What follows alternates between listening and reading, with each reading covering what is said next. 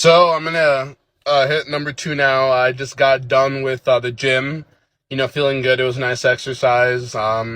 Did some pull-ups, a couple other exercises, and got in the sauna. So that was really nice. But yeah, the second one definitely is an emotional story, and I don't think I'll choke up or anything, but definitely hits home a lot. So anyway. I was born in November '94 in Washington D.C. and I was in an orphanage immediately after that. So I spent 6 weeks in an orphanage and didn't know what my fate was going to be or anything like that. And then I was adopted at 6 weeks old to Minnesota. So I grew up in Minnesota. Did a bunch of other stuff here, like I had my entire life was in Minnesota. And come 2017, I wanted to know if I was Jamaican. Jamaican people are very proud of their heritage, proud of their country, all that kind of stuff like that. I have a beard that is pretty thick. Some might say I have Jamaican features. So I don't know.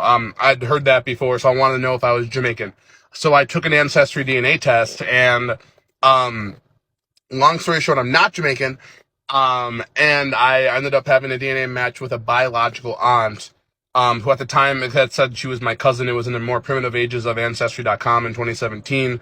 But we were able to discern before they are now, like it says it as well on there, but that she actually was my aunt and was the half sister of my mother.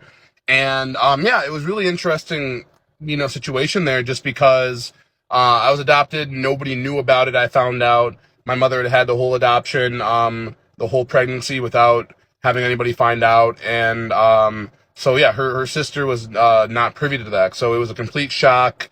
I have older siblings, three older brothers and a younger sister, so I'll get more into that in a second. But so yeah, that was 2017, and so my aunt reached out to my biological mother, my birth mother, and at that time she said that she didn't want any contact with me. She didn't want my aunt to tell anybody else in the family that what she had unraveled and all that kind of stuff. So the secret went on, and so I was an undergrad at the time, and I was very, very hurt, obviously, but I wasn't angry at all. Like I've never really had anger, towards the entire adoption situation, but I was a little bit confused for sure. Like I had thought about that moment my entire life of like meeting my biological family, my mother, my siblings, right? This reconnection, this reunion, and yeah, so that was kind of a sad moment for me. So after that, I went over, studied abroad. I finished out my undergrad in Norway, ended up going out to Washington, D.C. to do an internship with a senator. So, part of that, obviously, again, what a great opportunity, but I also wanted to jump at the opportunity to try and find my biological family. So, before my mother had told my aunt that, hey, Nitsit, we don't want to have any contact right now, or I don't want to have any contact right now. Can you not talk to him as well? All that kind of stuff like that. Just don't tell anybody about this. So, yeah, after that happened, I had still had a picture of my biological family that my aunt had sent me. So it was them in front of this Chuck E. Cheese and all this kind of stuff. So I had this old photo of them. And so I was able to like have that on my phone. I had names. One of my brother's names was Dewey, or is Dewey. And so that's a pretty distinct name in all that kind of sense. So I was able to go around DC and flash this picture of this family, say, do you know Dewey, all this kind of stuff like that, right? And at one point, there was actually a woman named Kara, who was like, oh my God, that's Dewey, he's locked up, when is he coming home? And I was like, what, you know these people? Holy crap, like, I don't know these people, like, can you tell me how to get a hold of them, all that kind of stuff like that. And I told her kind of I was adopted, this and that. She was a little spooked and kind of like didn't want to really continue the conversation. And then another guy named Mike, who was her friend, and I had talked with Mike quite a bit and all that stuff. And so it was crazy because Mike was like, oh, that's Big Wayne and all that stuff. But that didn't realistically, like, I was looking for like Dewey basically. So him saying that didn't register 100% in my brain of like, yeah, like, this is somebody else I should be, hey, do you know this person? Can you get me in contact with them? So about another year and a half went by doing the same thing. Then I jumped to social media. I'd already been kind of on there, but I was like, you know what? Like, I can totally, I have names, let me do that and let me just start jumping through all this, hitting Washington, D.C. as a location and all that kind of stuff and see if I can jump through all the names and find them. So, after 2 years after that, um, I finally did. And so the pandemic was happening and all that kind of stuff. And, but I had matched the name Wayne with my biological last name with a picture, all that kind of stuff, reached out over Instagram and was like, hey, like, you're my brother. And if you're interested in meeting, like, I'm down to meet, all that kind of stuff. And immediately hit back, like, oh, like, for sure. And apparently he had people reach out before and on his dad's side being like, oh, I'm your brother and all that kind of your sibling, yada, yada.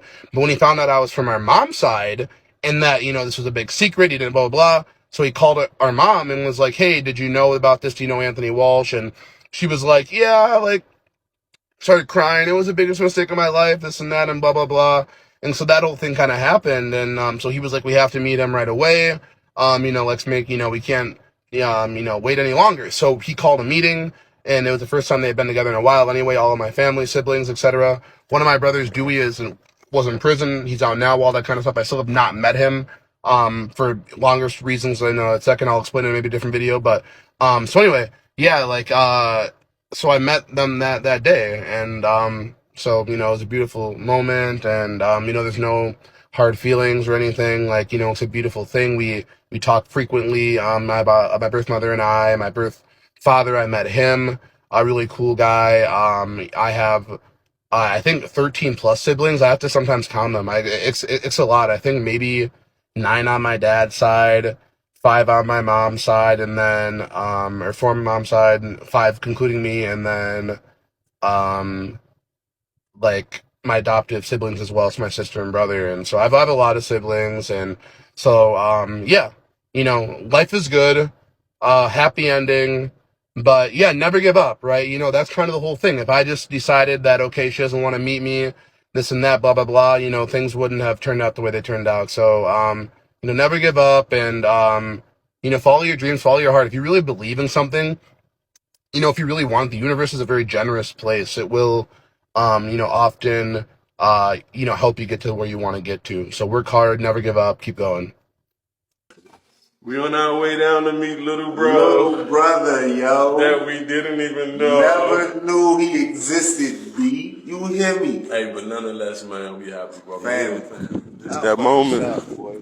Oh, shit, boy. Got the bed and everything. Okay, man, what's Oh up? my God. It was fine, Anthony. Devon. Hey. Big brother. Big, that's the oldest. Yeah, that's the oldest. That's the oldest. Look, that's the oldest right there. Look. Look at my handsome little brother. Yeah. It's rated X. That means you're extra.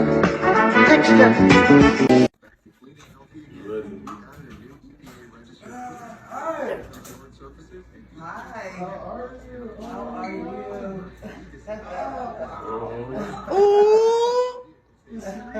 Holy cow. Yes, yes. Why you hug like me, though? Cut that light on. Come on, stop crying. No, it's okay. It's okay, Mom.